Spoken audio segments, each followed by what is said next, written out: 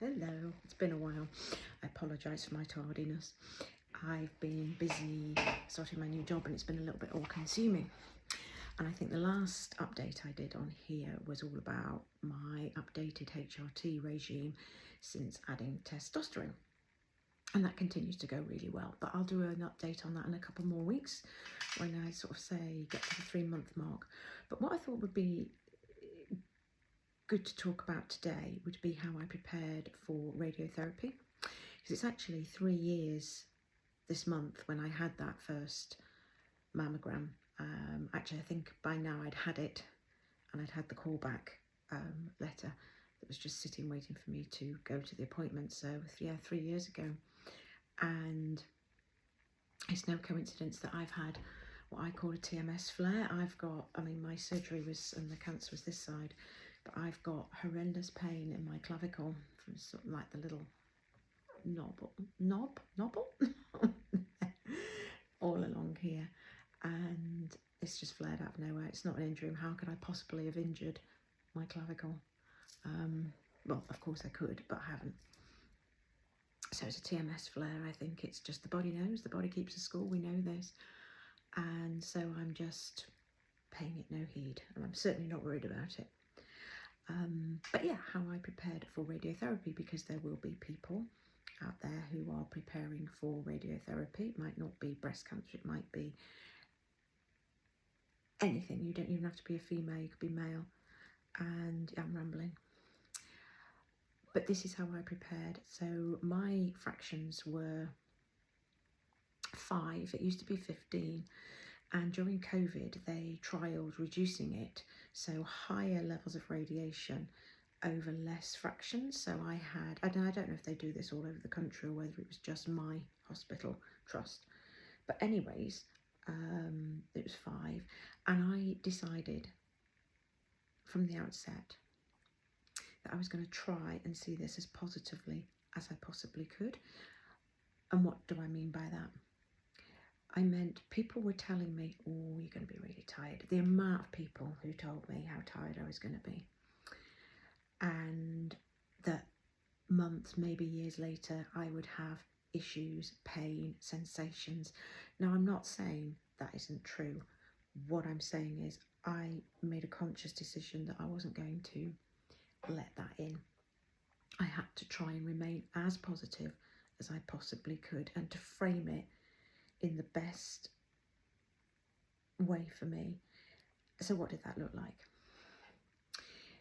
Now, I'm fortunate the hospital where I had the radiotherapy, the hospital where I had the surgery is about 3 miles from my home. The hospital where the radiotherapy is about 2.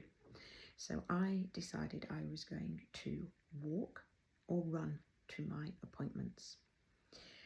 And I did this even in the pouring rain.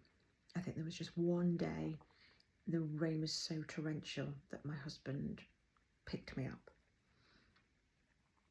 And I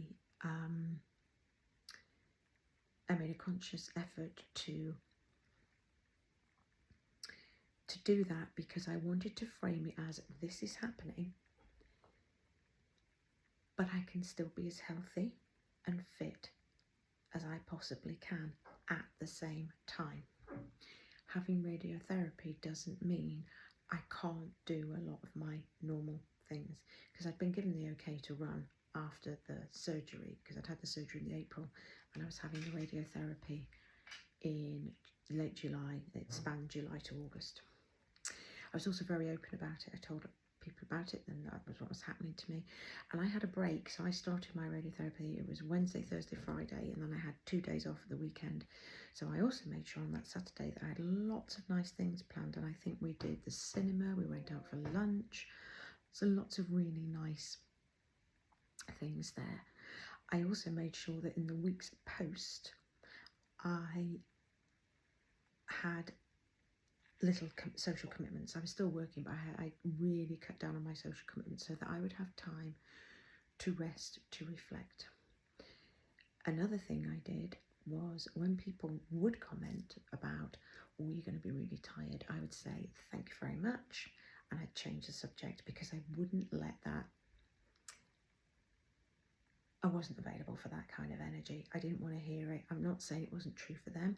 I didn't want it to be true for me. And you know what? I was fine.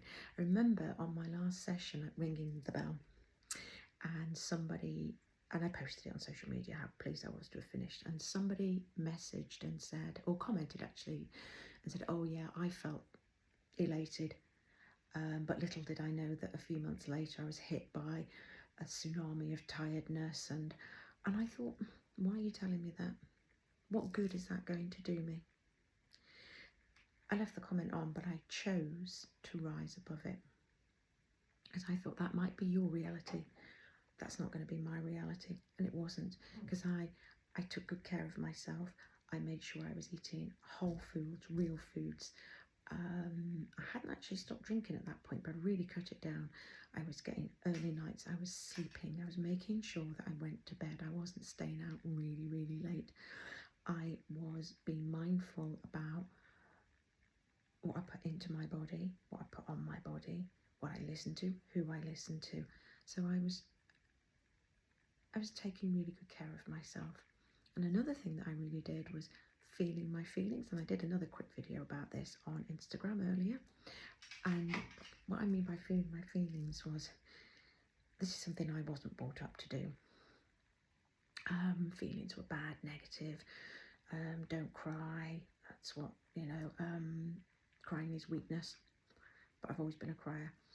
And I think it was like session 3, and I was sitting in the waiting room, which was underground, so there was no phone signal, and I think I got my book, but my mind was just not on it, and I could feel the tears, just overwhelming sadness. And it was welling up, and the waiting room was full. And I thought, they're going to call me soon to go and get changed, because you have your little overall that you put on. And I thought, I don't. There's nothing like cancer to focus the mind, and I think when you're dealing with that, for me, it really helped me to just get over myself. And I thought, if I'm going to cry, I'm going to cry. And I sat in that waiting room with tears pouring down my face, with little... Nobody paid me any attention. Not because they were being unkind, but because I didn't want anyone to pay me any attention. It was just a release. And the nurses called me, and when I went through sort of the gates and I got changed, and by the time they took me in, and there's 2 nurses and they put you into position.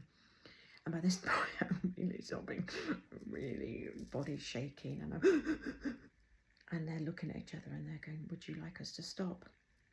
And I just said, no, you carry on, pay no attention to me, you don't let this interrupt what you need to do. I'm very happy just crying, and it will stop. The tears will stop when they're ready, and they did. And maybe that was a bit awkward for them, and I'm sorry for that, but for me, it was such a relief. And I walked home from that appointment, I felt so much lighter. So yeah, feeling my feelings, that was a big one for me. And just trying to be as positive as I possibly could.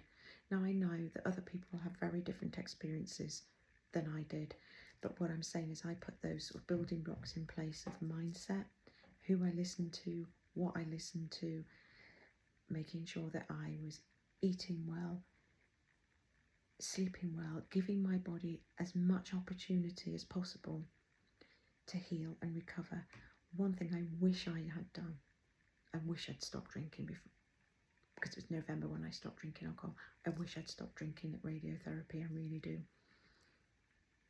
But we can't go back in time. So that's all I've got for you today, and hopefully I won't leave it as long next time.